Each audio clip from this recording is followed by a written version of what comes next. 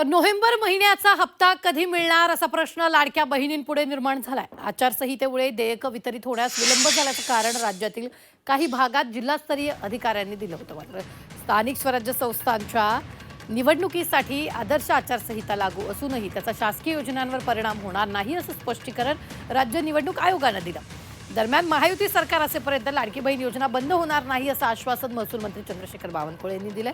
तर अशा योजना म्हणजे निवडणुका जिंकण्यासाठी सरकारी तिजोरीचा वापर सुरू असल्याचा आरोप विजय वडेट्टीवारांनी केलेला आहे।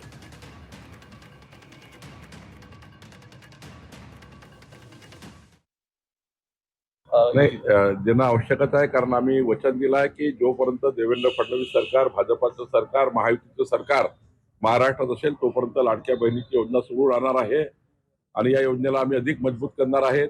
वेगवेगळ्या केंद्राच्या राज्याच्या योजनेला याला जोडणार आहे। त्यामुळे लाडक्या बहिणीची योजना अधिक मजबूत करून या योजनेला प्रचंड त्या ठिकाणी चांगल्या पद्धतीने आम्ही राबवणार आहे। फेवरेट योजना कुठली तर माझी लाडकी बहीण योजना ही सगळ्यात आवडती योजना।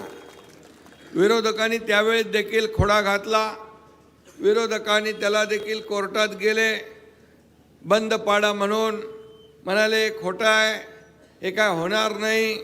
परंतु मुख्यमंत्री म्हणून तुमचा भाऊ एकनाथ शिंदे तिथं बसला होता आणि सगळ्यांचे खोडे आडवे तिडवे करून ही योजना सुरू केली। आणि मी हेही सांगतो की कुणाचाही माईकाला आला तरी लाडकी बहीण योजना कधीही बंद होणार नाही।